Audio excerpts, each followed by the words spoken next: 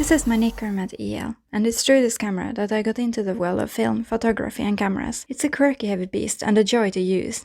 This one is also completely busted. The Nikkormat line was a simplified and more affordable line of cameras from Nippon Kogaku, from back when they only used the name Nikon to refer to their professional cameras.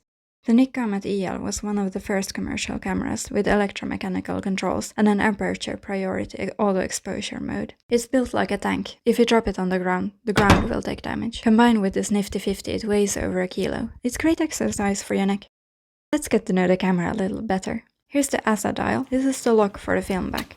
Here's the shutter speed dial, shutter lock, and the film winder. On the back is the battery light, and on the front we have the self-timer, depth of field preview, lens release, and mirror lockup. The camera takes Nikon f-mount lenses. In order to calibrate the light meter, you need a lens with rabbit ears, and you do a shuffle or indexing, where you turn the lens to the largest and smallest aperture. It's possible to use lenses without rabbit ears, with stop-down metering. The viewfinder is bright, and the light meter is easy to read even in dim light. The black needle indicates the suggested shutter speed, and the green needle is the currently selected speed, and the outer circle on the focusing screen marks the weighted metering area. This camera has a split-screen rangefinder-style focusing screen, but I think there may be others available for this model. The selling point of this camera compared to its fully mechanical brethren is its aperture priority mode. It works like any A mode today. You select the desired aperture, and the camera chooses the shutter speed for you. The automatic speed is more precise than the speeds you get to choose from manually. The light meter and shutter require a 6-volt battery to function. The LR is cheaper, but the SR has steadier output, so the light meter will be more reliable.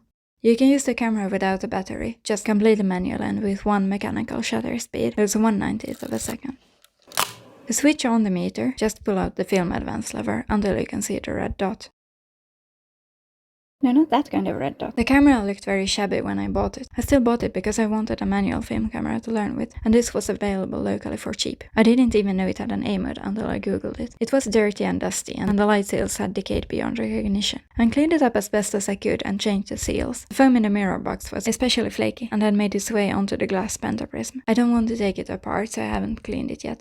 I'm so accustomed to it that it doesn't really bother me during normal use, though I realize now that it looks quite unsightly. But anyway, let's play a little game of does this feature work? The shutter lock does nothing. The shutter speeds don't quite line up. Ooh, and by the way, the aperture priority mode is inaccessible. There's no way to make the dial go to A. Imagine if I bought this camera for that specific feature. Also B, or bulb mode, doesn't work. It just slams the shutter quickly, possibly at 1/90th of a second. No worries, I have a self-timer that for some reason changes the speed settings. I can achieve a full bulb mode by selecting B, turning on the self-timer, pressing the shutter, and finally carefully selecting a different shutter speed to close the shutter early. Otherwise the shutter remains open for 5 minutes. The self-timer also makes the shutter speeds twice as long for some reason. Why? I have no idea. At least the ASA dial works. But the meter is about to stop off, so I have to set the film speed to 1 step slower than the one I want to use. This is probably the least of this camera's problems. I think someone took the top plate off, and then they messed up when putting it together again. As for many first-gen auto-exposure cameras, this one has a well-deserved reputation for draining batteries quickly. And while it does work without a battery, or with an incredibly dead one, there's a sort of zombie zone, where the batteries are so empty that they don't generate enough current to properly work, but still just enough to trigger the shutter to fire. Slowly. So where's the battery located? What's the most inconvenient place you can imagine? Well, it's here, underneath the mirror. I can't see where its location didn't catch on in other camera models. So what about saving power by using this convenient little switch? No, it does nothing. What about keeping the lens cap on? Well, that's just good practice, but no discernible difference. The only way I've found to save power is to disconnect the battery. Manually. I don't know about you, but I can't really be bothered to do this whole procedure every time I want to turn the battery off. So I just end up replacing the battery about every 3 weeks. I'm probably single-handedly responsible for the sales of this particular battery here in my town. Ever in the need of stealth shooting? Tough luck. Just enjoy the slam.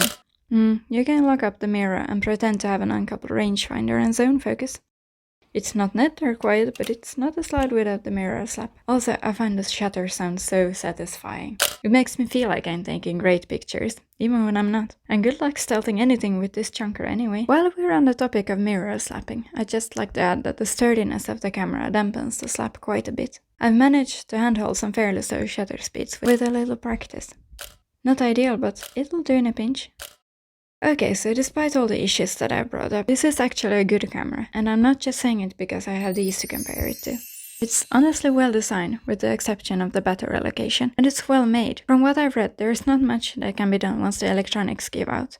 But some people still buy Hasselblad X-Pans even though they can become paperweights for the same reason. It's easy to use, it's intuitive, comfortable, and there's some great glass available for it. It really doesn't feel like a budget camera. I keep coming back to this camera, even despite the quirks. It's just such a joy to use, and for all its troubles, it still works. Mostly, and yeah, I did end up learning how to take photos with it. So is the Nikkormat EL worth buying? Sure, if you come across one in working order. This particular one? Probably not. Also, while I was editing this, the mirror fell off. Have you ever used a Nikkormat EL or a similar camera? I'd love to hear your opinions and experiences. See you around, and take good care of yourselves and your cameras.